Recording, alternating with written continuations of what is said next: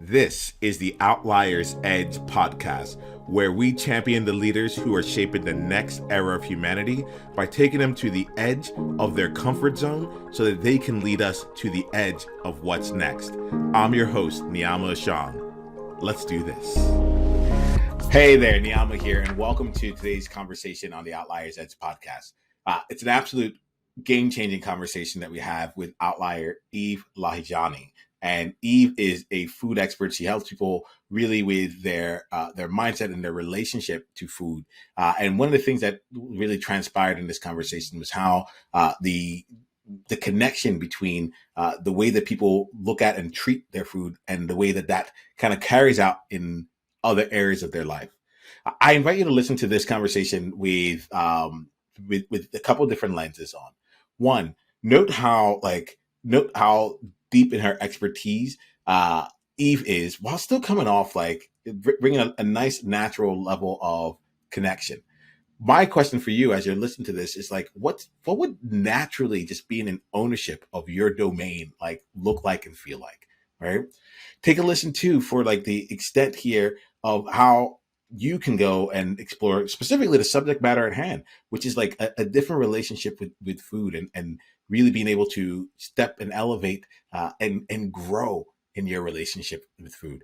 Eve is such an expert with this. She has this deep experience, firsthand experience, as well as just like a ton of work that she's done with her various clients. And you're going to pick up on a number of different like items and different ways that you can approach it for yourself.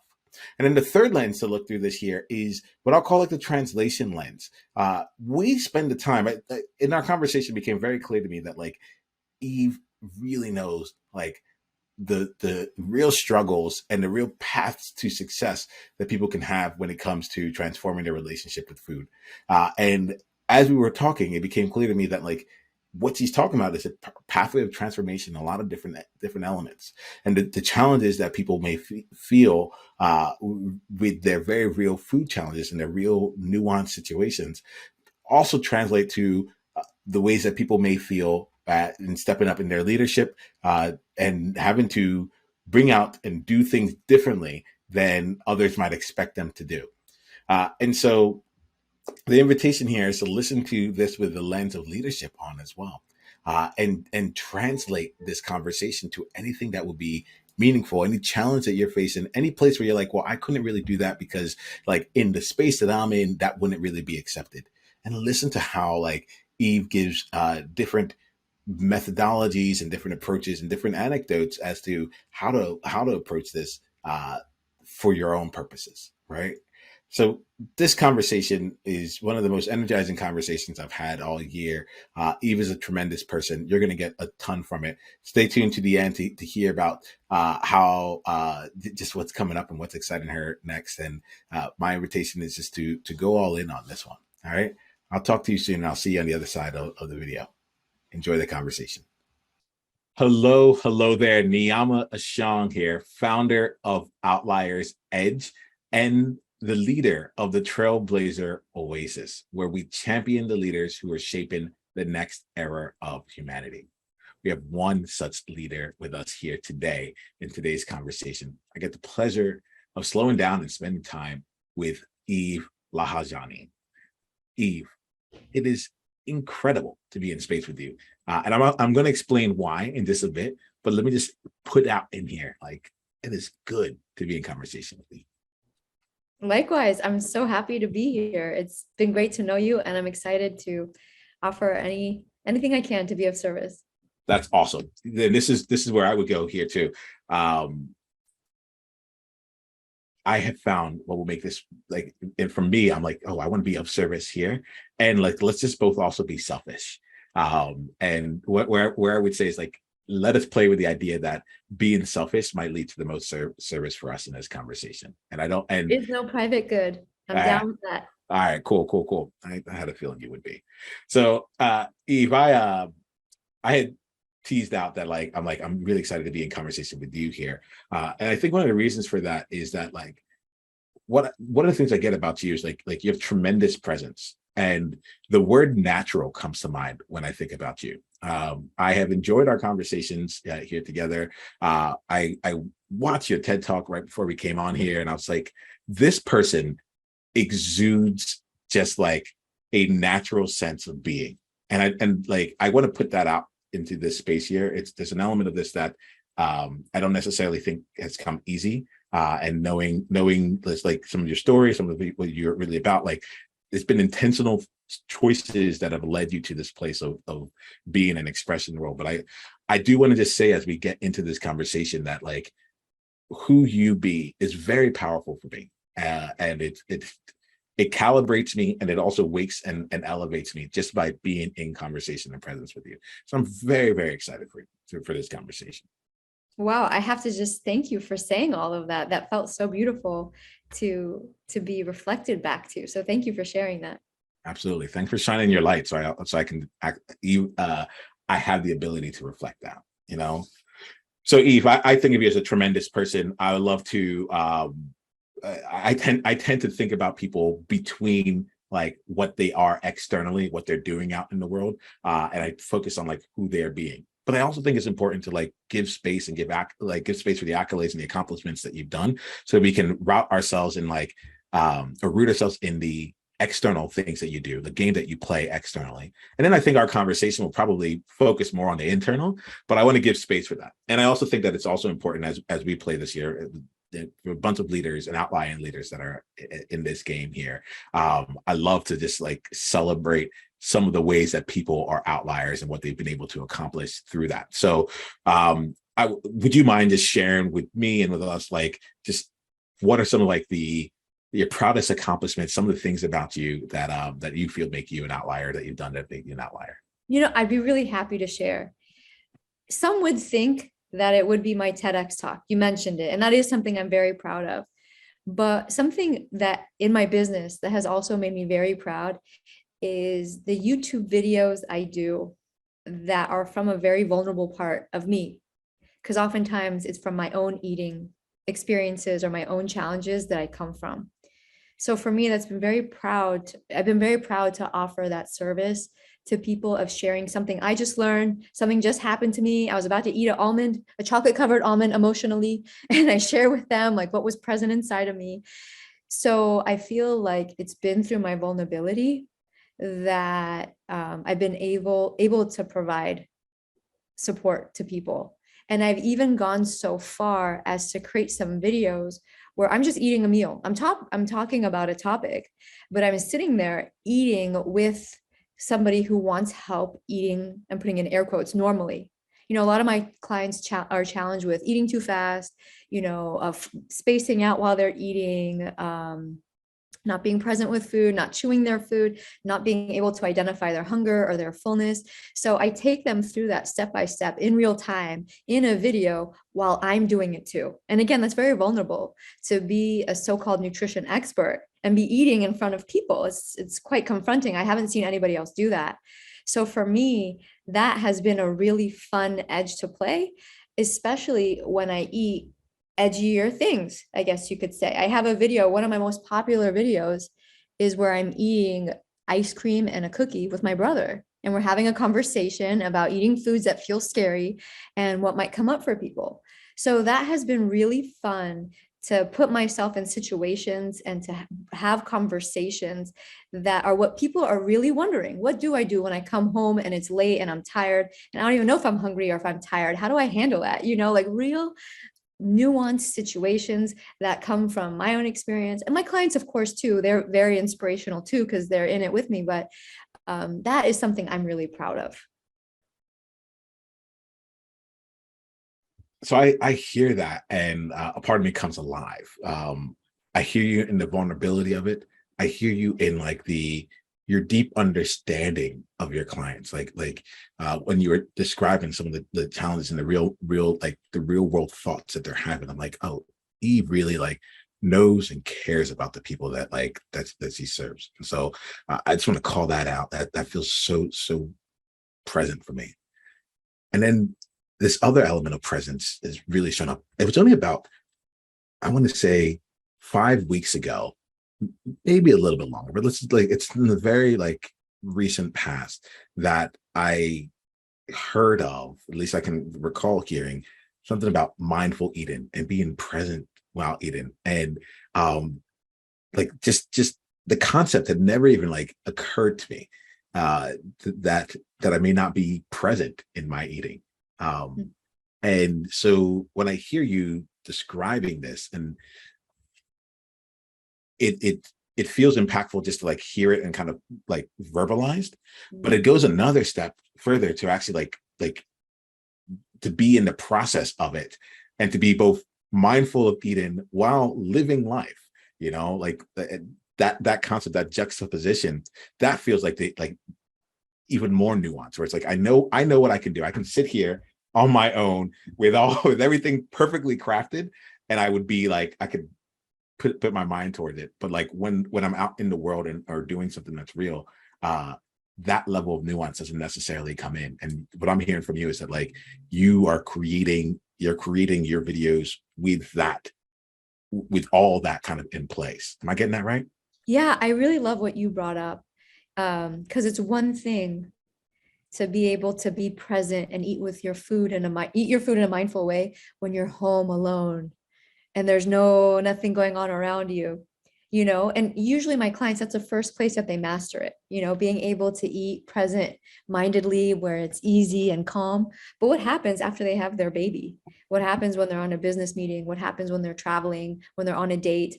All these things, it could add like confounding factors to being present with food. So the way you got that intuitively, like the progression of it, like you could do it when there's no outside, interruptions, but how do you maintain that presence with food, with your body, when there could be so much distraction, is really something that my clients work towards. And for them, it was just 4th of July. For the listeners who are not here in United States, there are fireworks, we do family stuff, it's full of food. And my client has a baby, and she was with her in-laws, where it's all about food culturally, to push food and all that stuff. And she was so proud because she was able to bring that skill of being present with food and actually stopping eating when she was full, even though her in-laws were like, "What? You don't like my cooking?" Like what, and it was really interesting as she shared, and that's something we worked on, was her to be able to handle that pressure of like eat, like not only is it distracting, she's getting pressure to eat more, to overrun her body's own signals, and she was able to do that, and she was so proud. So I love what you brought up. There's so many layers to distraction and food. So yeah. All right, we're gonna have to keep playing with this, because I am in the States now. I was in Singapore for several years. I'm in the States now, so I just had my first 4th of July in 5 years and went on a family vacation. There's a whole counter of just like things that I had told myself I like it wasn't in the relationship that I wanted to have with food at the time, right? And I was like, oh, this is gonna be good. And I had come up to, I had like a general way that I've gone into vacations and things like that, where I had noticed that like it was just like a lost cause. It was like, well, I'm good all the time, but like I'm gonna go see my family. So like whatever happens.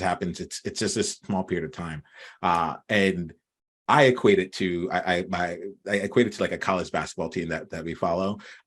They're actually a pretty good basketball team.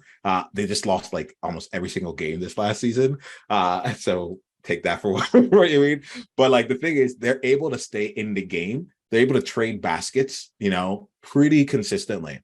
But when there's an 0-7 run or an 0-10 run, like they're not able to make up that deficit. So like, and that was me that was one of the things that became more like apparent to me as I was going through this, where I was like, oh, I'm actually, I feel good on like the day-to-day basis. I'm trading baskets. I'm not really gaining, not really losing anything, but it's these moments where I don't know how to come back from, oh, I just put on 5 pounds because I just like let myself go, so on and so forth. So like there's things that if you're good with this in this conversation, I'm gonna be real with you, because I realize as we're talking, like, oh yeah, there's some things here that like I can't pretend that like I have all this like anywhere near like in mastery. And I would love to just be in this conversation and essentially be in the space that you do, where it's like, let's just be vulnerable with it, let's just be real and not talk about it hypothetically, but actually like get into some of what what is actually happening. Are you good with that, by the way?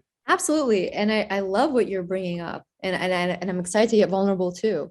I have a whole bran muffin story that happened the other day. So yeah, bring it, share, because we all eat. Let me first go a little bit further, especially because we're talking to outliers here. Whoever stops and thinks about their relationship with food, really, we don't. If anything, we're told, eat that, don't eat this. It's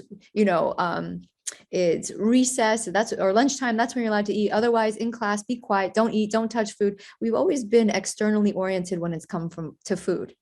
Everybody had rules for us. And so now as adults, many people are floundering because we never just learned what are our own rules. What is our body saying? Our body, what does that have to do with it? So most people are unclear about how to navigate food, especially if you're busy doing other things like getting your career, your family, your life off the ground. You're not thinking about this. And so what's really amazing is, just giving it a little attention could create bigger shifts in your life. So I'm very excited. And most people don't think about food. I'm a food expert. I talk about this all day. I'm a registered dietitian. I'm a master's in it. But still, I'm a student of food and my relationship with it. So Eve, I feel like I want to create some space here for us, actually for anyone that comes in the future, because I want to actually go far more deeper into food. And I know that a lot of times, a lot of us are watching this from the standpoint of being an outlying leader, and thinking, okay, well, how do I go and lead my mission out in the world? And I'm going to get to your mission in particular, because I mean, it is clear, like generally what your mission is, but I want to get to yours specifically. But I want to invite anyone that's listening and experiencing this with us here. We're going to have this conversation about food because Eve is a food expert, and that is like her domain. But I also hear when I hear you say these things, I could translate the challenges and experiences and thought processes that I have, or lack thereof, when it comes to food, to the way that I show up as a leader, the way that I show up in my family, the way that I show up in my business, the way that I show up for myself, and so many other things. It's it really feels like I want to explore this conversation through the lens of food, because that is where you that is a place where you are just exceptional at.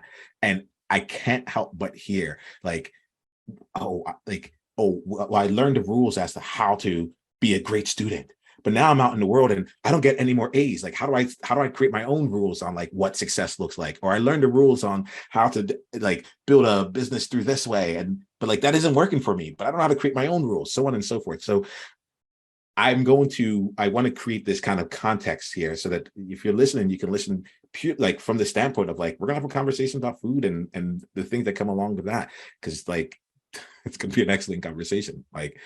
And you can listen with that ear on, or you can, I don't even want to say ear, you can experience it through that lens, or you can experience it through other things that you're translating, because the things that you're talking about, I'm hearing a transformation.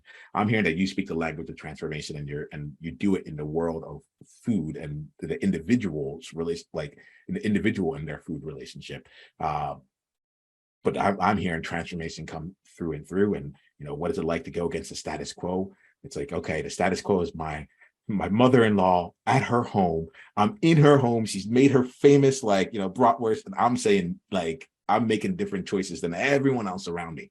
That to me is leadership, And so I want to make sure that I call that out. We shine a light on this here, so we can stay focused on the track that we are, and people can go ahead and make some translations to the specific environment that they're in, because everything you're saying is lighting something up inside of me, where I'm I get that with food, and I get that in other places in my life, So anything to add to that, Eve? Anything from your experience? Yeah. I was going to ask you if I could add, because a really amazing thing happens, because I feel like food is a metaphor. How we do food is often how we do life, not often, always. So the person who has a hard time knowing when to start eating and when to stop eating, what those boundaries are, or what foods they prefer, or, is the same person who has that boundary issue in other areas of their lives. And so a really amazing thing happens is, as people practice that connection, that alignment with food and their appetite, it's a fun metaphor, it's food, they strengthen something else inside of them simultaneously. is knowing themselves and living in alignment with themselves. And they surprise themselves often. Like, I didn't want to go out and I said no. And they've always been the yes person who'd always go, or I didn't want to do that favor. And I actually politely said no, so like, it's amazing as people learn how to eat in greater alignment with themselves and be in attunement with their body, learn how to ask themselves the questions. What do I want? How does that feel inside of me? That it translates into these other areas as well. So it's really, for me, that fascinates me to no end, because it ends up impacting. It's amazing because we think, oh, it's just food, but it ends up impacting their careers, their relationships, the clutter in their house, how they parent, and on and on and on. So many things. So does that match with what you were saying? It sounds like it goes along nicely. What do you think? Yeah, and I'm realizing like I don't need it to match. Like I want to be in the experience of us both bringing our 100% here, and if that's how you see it, like, so be it. It just so happens that yes, these two things are in alignment. And I think that's where the magic is. I realized that I didn't want to be in a space where I was trying to make some connections, all this stuff. Like, we've done the global connection. It will translate. Let us have this conversation, because I hear it in you, Eve. You're not just aware of it. And yes, you have a master's in this stuff here, but it feels like you have a master's in the school of life around this. I feel like and your mastery of this really shines through. I said at the very beginning that I consider you natural, right? And I think that the natural part of it, when I engage with you, is that everything doesn't feel like there's resistance in the process. And it feels like there's an openness, a flow. It's like the idea of resisting against. It's like, look, let's just embrace it. Let's embrace it. Let's dance with it rather than rejecting it. And that there's a semblance of that just seems to come through with you. So I'm very excited for every other place that we take this conversation. But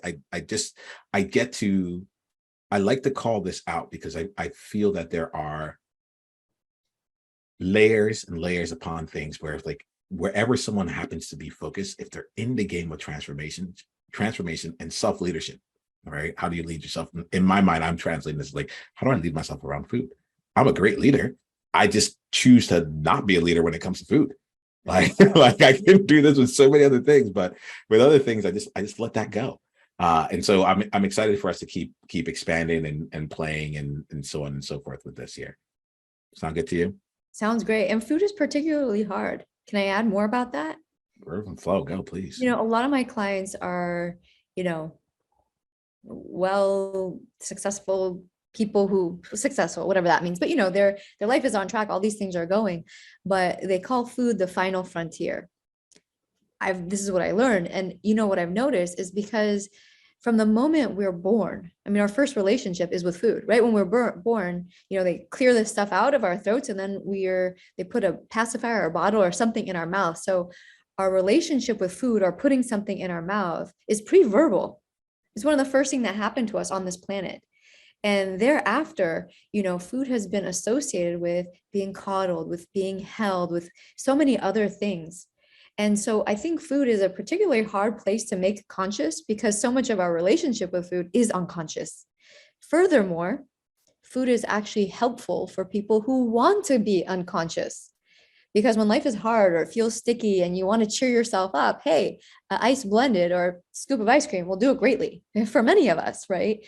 So we use food to go unconscious. So that's why a lot of people have their lives in order or things make sense, but food seems to be the place where they seem to be faltering or having challenges, is because inherent to the struggle is a bit of unconsciousness. And so that's why it could be so exciting as people make their eating more conscious, and as they bring more mindfulness, as you said, you just learned about that, to their eating. It lights up all these other areas that they didn't even know that they were not aware of.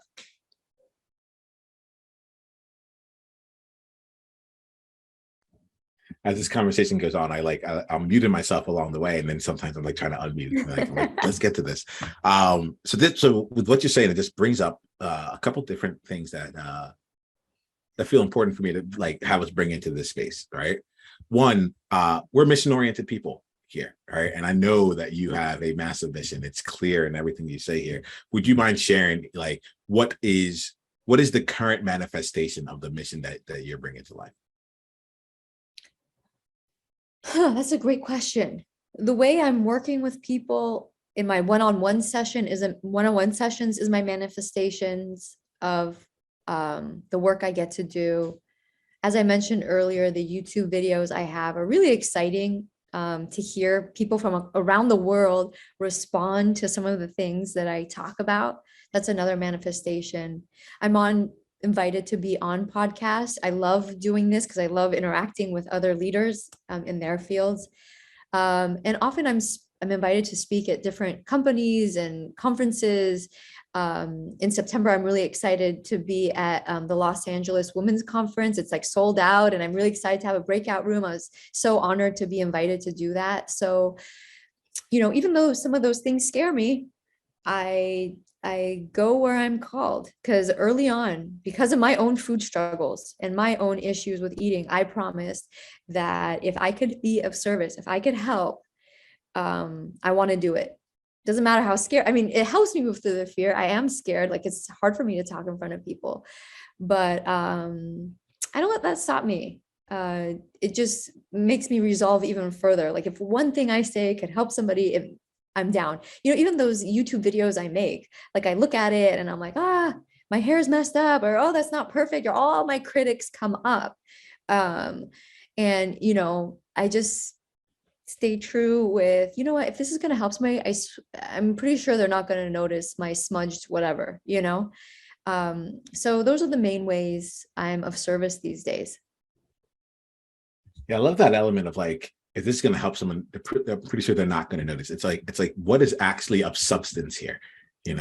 What's actually of substance here? So that this feels good. I wanted to make sure we tapped in the mission and different things around that.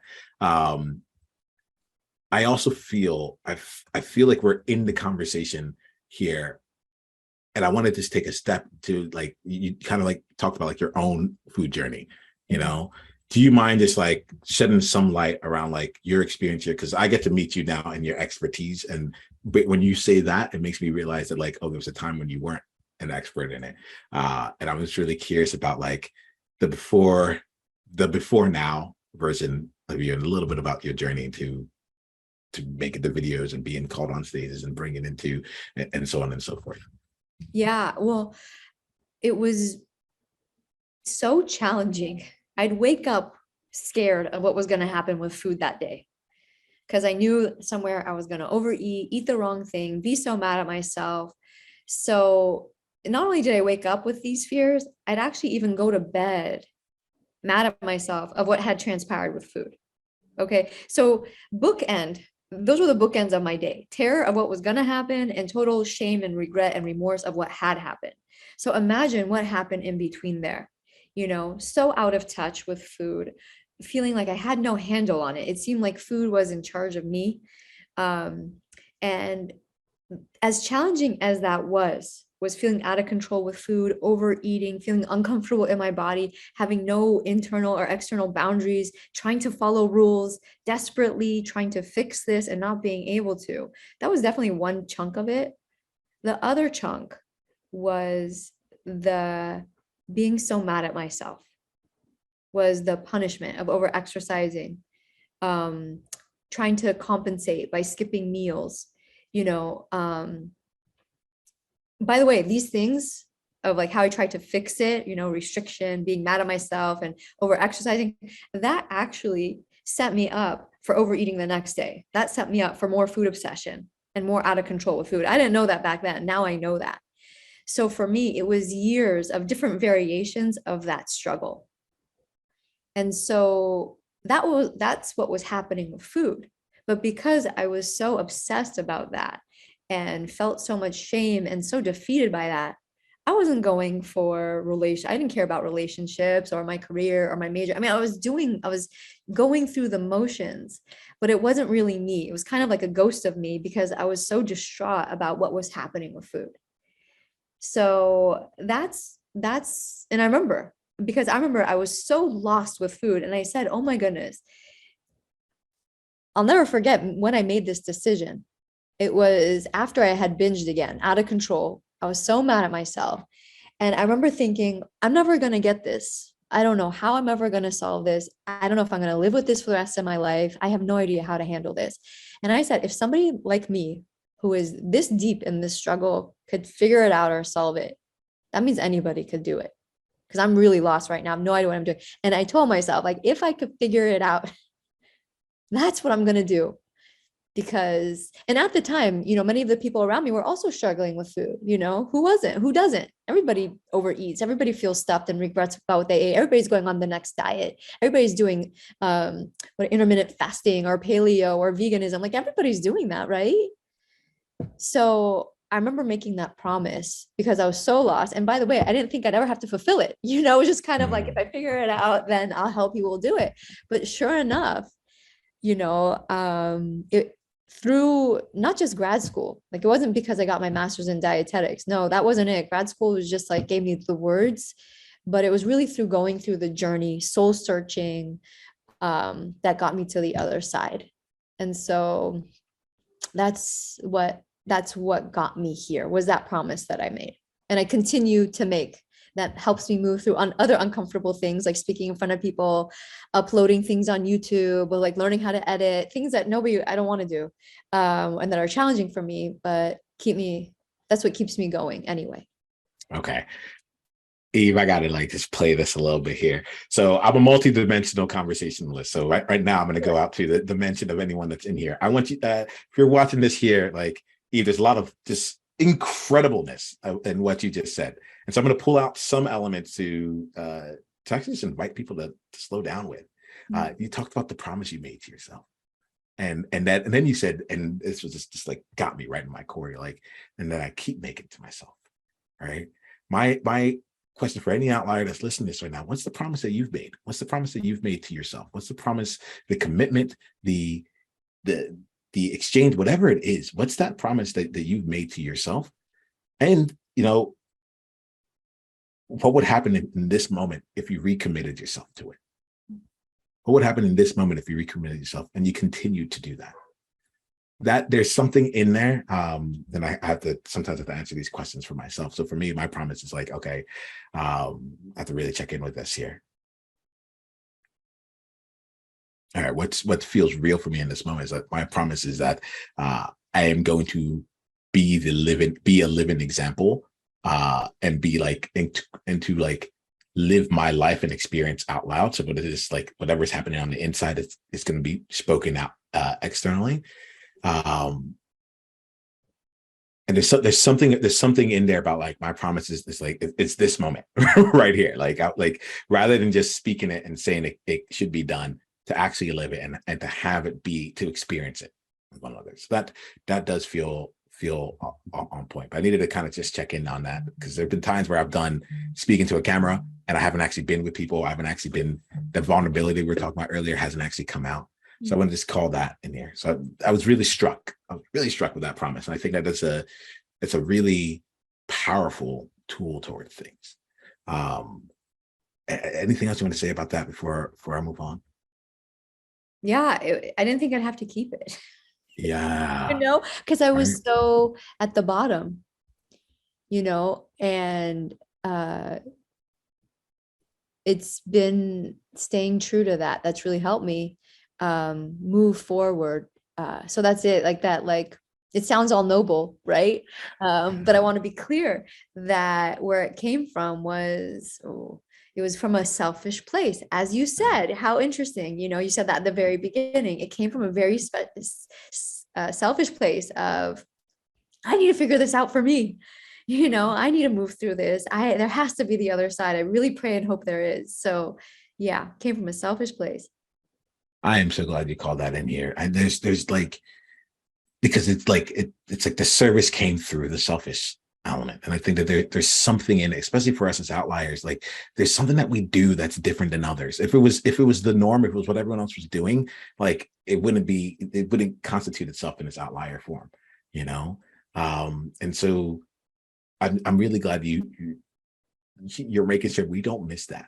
You know, it's not just set a promise and go. It's like it might come from like a place where you may not even think that you can live up to it, but just continue to commit. And I'm sure there's times where you haven't lived up to that promise, but what I hear from you is that you continue to recommit. It's not like since then and from then on I was perfect at all. You know, it wasn't that at all, right? Yeah, that reminded me. Before the end of this, we still need to hear your brand muffin story, but I'll go to something else real quick beforehand. So I really appreciate that. And while I'm out in this other dimension talking outliers here, I'm going to call out something else that really struck me about listening to you here. Eve, you're incredibly engaging because they are so real, and I can feel like tears coming to the back of my eyes with just how well you know the experience yourself and you know your people. And as you were talking, like I heard like from a business and leadership perspective, they'll talk about like, go know your niche. What are their problems? What are all these things here? I'm like, this is someone who really understands. This is what it feels like to be on the receiving end of someone who has gotten clear enough with like what people actually go through. And it's really taken me, I have to be very honest, again, this part, the inside coming out, is making me like really do a quick take and say like, for my outliers, how much am I out in the world really speaking to the parts of the things that I don't want anyone to know about being an outlier? The oh my gosh, I come into shows, to environments, and I feel like I'm making it up on the spot. And is anyone gonna like, am I gonna get laughed out or thrown out, or people think that it's a complete waste of my time, you know, or their time? And I just want to there's something about you that you talk about vulnerability and you do it. It feels like you do it really well now, but I want to just really acknowledge you for it. I want to call out that element of like, this felt great to like receive and to hear. And then I also just want to just like, it's just clear, that this is your domain. You know, like you are the queen of this realm here, and like it is cool to be with someone that is like on top of the game to that extent. So let me bring all that into it. We can come back to whatever dimension we were at beforehand, or you can meet me up there if you want, and you want to talk to any outliers out there. But it's just such an experience to be with you because of that. I'm moved. Thank you. Yeah.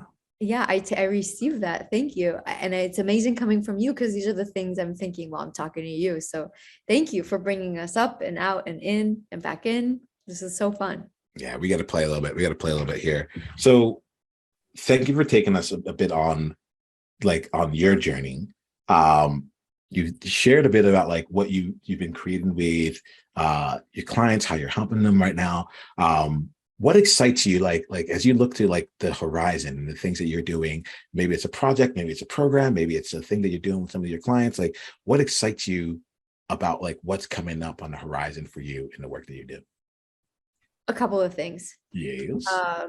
Something that I really love is as people move through their relationship with food, because again, after years of chronic dieting and struggling with food and trying to follow the outside rules, when somebody learns how to become oriented from the inside out with food, it begs the question, where else in my life am I living from the outside in?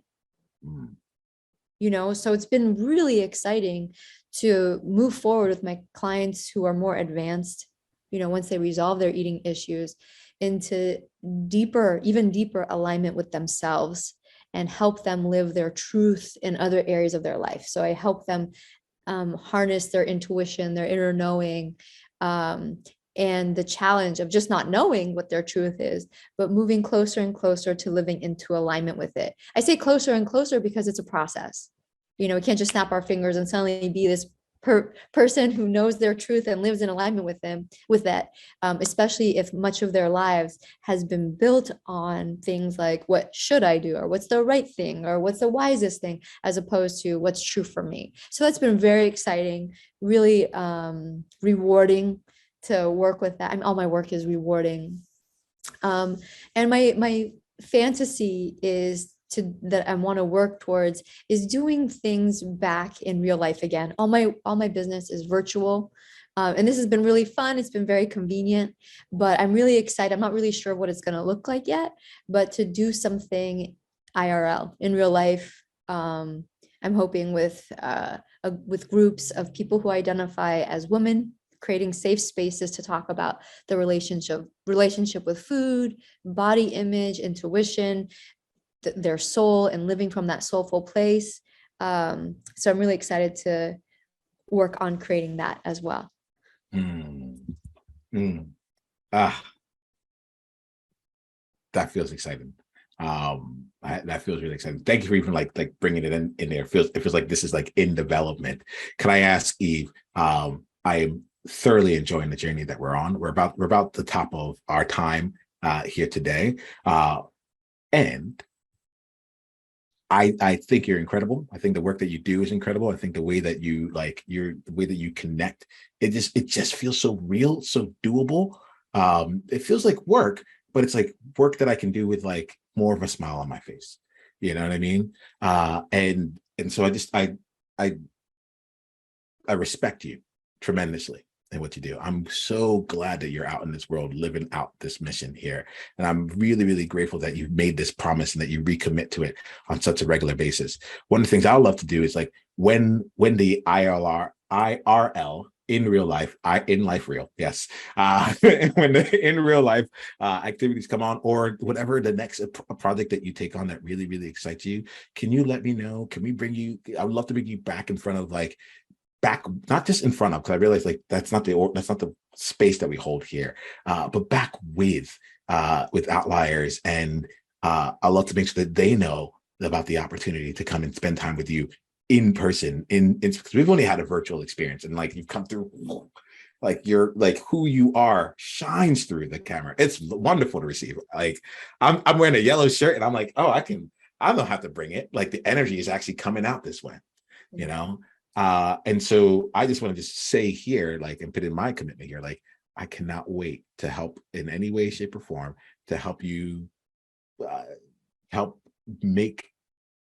bridge the wonderful things that you're bringing to life with the wonderful people that are in my community and beyond, so that like that can continue to live out there. And I have no problem saying this to you, because I just feel so much integrity and alignment with it, because you come from a place of integrity and alignment. That's it. I'm just like, there's not a single person I can think of who would not benefit from spending time with you. And so I'm just going to, are you open to that invitation? Wow, I'm inspired by it. First of all, thank you on so many levels about what you just said. So thank you, thank you, thank you. I'd absolutely love that. Yes. Awesome. Awesome. All right, outliers. So like this journey is going to keep going. Yeah, Eve, we'll have other conversations. Like there's things in here of like, oh, how did you get into the place of like sharing in the videos and creating and stepping into your leadership and saying, okay, I'm going to do this, right? I want to leave more time for that, so we might have that in another conversation. There may be some things that come from there. If there's like, let's instead do two things. Let's give you a chance to like, oh yeah, this is what I want. If someone, we talked about what's come up on the horizon. If someone is like, I am ready to go on to cultivate and live a different relationship with food right now, and I think Eve's the person I want to explore this with, right? Like, what is the best way for them to stay in contact? What's the best way for them to deepen their relationship with you, Eve? How can someone do that? Great. There are a few ways. What I wanted to offer your listeners is a complimentary food freedom session with me. And I can share that link. So if you want to send out to your listeners, I'd be happy to do that. And also on my website, vitamineve.com, I could share that link as well. There are tons of complimentary videos on there on YouTube. I've tried to make as much as I can available so people can find out. My TEDx talk is also a great resource to get you started in taking your next steps and learning how to listen to yourself. And I also have a free ebook on my website as well. So a lot of complimentary ways to start living in greater alignment with your body and with yourself, especially that juicy complimentary call with me, where you'll get a chance to really get clear on the vision you're creating for yourself around your relationship with food. Because you first have to see it before you create it. If you ever created anything, you know that. And then from there, together with me, I'll be there to help you. We're going to uncover the things that are holding you back, the things that you do that consistently keep you stuck. And very often it's not what you think it is. And from there, you'll leave the session with greater clarity, inspiration, more motivated to take your next steps. So if any of that resonates with you, we'll make those links accessible. Yeah, why don't you just go ahead and say it as well, just in case someone's just listening to this. It's something where Sure. like the link is easy to. Sure, it's www.vitamineve, VITAMINEVE, my name, .com. So vitamineve.com. Perfect. Awesome. I really want to make sure that we keep that channel open here. It's been incredible having you in this conversation. I just feel like there's space for so much more to come out here. This is a nice way for us to begin this part of the journey here. If there's anything that you would love to share with anyone right now, like maybe an insight, maybe a question, something that you might want them to like walk away with or take away from this conversation. What's one thing that you love for outliers here to walk away with? Oh, that's just one thing. Well, first of all, I just want to thank you all. I want to thank you, Niyama, too, for inviting me here for this opportunity. But that having that peaceful relationship with food and trusting your body is possible. Because when you have to go to the bathroom, when you pee, you never second guess that. You never think, did I go too many times today? Did I pee too much? Did I pee enough? No, we don't have that conversation with going to the bathroom. But interestingly, we have that conversation when it comes to food and eating.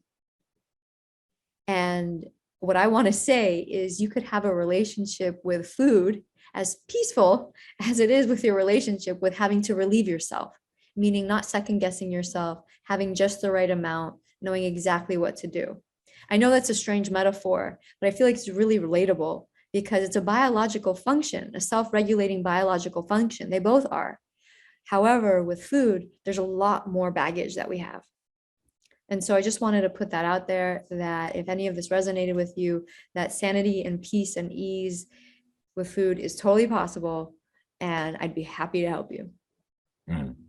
Well, I'm glad that you're out in the world doing this. I'm not going to say much because I want that last bit to just be out in the world. But Eve,